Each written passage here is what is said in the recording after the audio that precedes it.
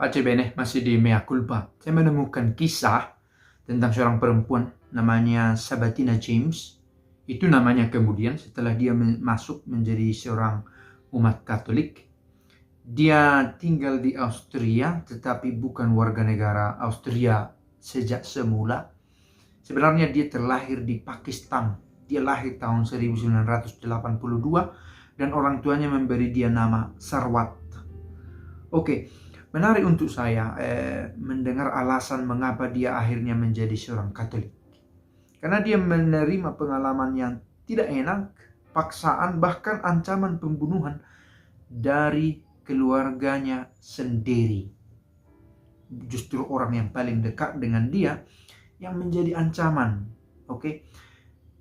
Keluarga ini bertumbuh di Pakistan. Oke, keluarga orang tuanya dan Sarwat sendiri berasal dari Pakistan. Dia lahir tahun 82. Dia berasal dari satu kota bernama Dadar di Pakistan.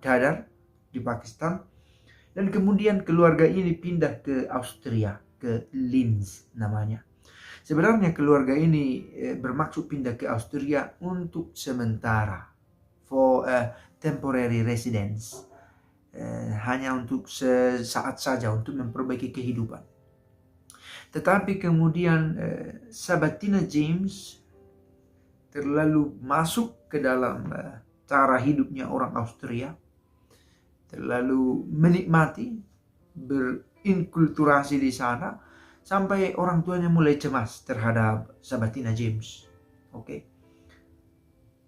Kemudian karena sedemikian cemas, orang tua si Sabatina James ini, waktu itu namanya belum Sabatina James, namanya Sarwat, meminta Sarwat untuk kembali ke Pakistan.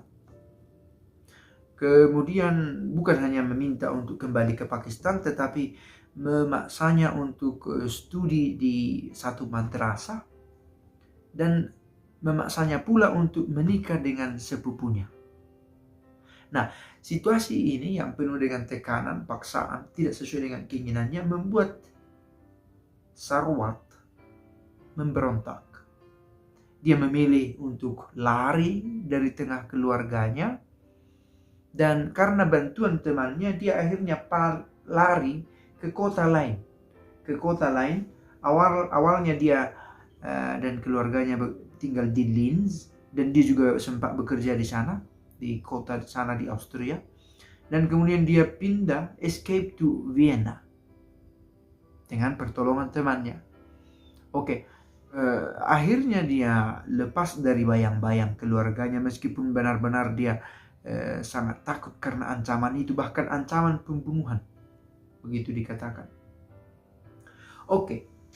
Dia pindah menjadi Katolik karena bantuan dari pastor juga yang dia temukan di satu komunitas Kristen di desa, di sebuah desa, dan itu terjadi pada tahun 2003. Dia menjadi Katolik pada tahun 2003, yang mana seorang pastor di desa itu meyakinkan dia untuk converse. Peran imam ada dalam pertobatannya. Nah, dia sekarang menjadi penulis. Sejauh saya baca berita ini, dia menulis banyak buku, misalnya Sabatina From Islam to Christianity, A Death Sentence. Dia menuliskan itu sebagai subjudul dari tulisan itu. Thou shalt die for your happiness, judul lain. Harusnya kamu mati demi kebahagiaanmu. Kamu harus mati demi kebahagiaanmu. Itu ditulis tahun 2004. Lalu ada Tears Wedding, air mata dalam pernikahan. Lalu ada juga dia tulis buku tahun 2010, My Fight for Faith and Freedom, perjuanganku demi iman dan kebebasan. Lalu satu judul buku lain yang ditulisnya tahun 2011, Only the Truth Make Us Free, hanya kebenaran yang membebaskan kita, My Life Between Islam and Christianity. Masih tentang itu, refleksi yang dia bangun. Nah, saya mencoba membuka satu dokumen di Dake, satu tulisan kuno, termasuk bagian dari early Christian writings, tulisan-tulisan Kristen mula-mula, orang-orang Kristen mula-mula. Ini ditulis menurut kronologinya lebih awal dari Markus, dari Lukas, berdasarkan kronologi penulisan. Dan di sini di chapter pertama dari tulisan ini ditegaskan apa yang terucap dalam kitab hukum Taurat dulu. Kasihilah Allahmu dan kasihilah sesamamu seperti dirimu sendiri. Ini saya pikir ada korelasinya dengan usaha untuk menjadi merdeka yang dialami oleh Sabatina James. Kasih akan dirinya sendiri dan akan orang lain mendorong Sabatina James untuk menghargai arti dari kemerdekaan, arti menjadi manusia dan manusiawi di hadapan Allah. Dan kekristenan membantu dia untuk lebih mengenal apa itu memberikan kebebasan, mencintai dirinya sendiri dan sesama, dan terutama mencintai Allah. Kekristenan membantu dia menemukan point of view yang baru tentang hidup bersama. Bahkan ketika itu berbicara tentang keluarga sendiri, kadang keluarga sendiri menjadi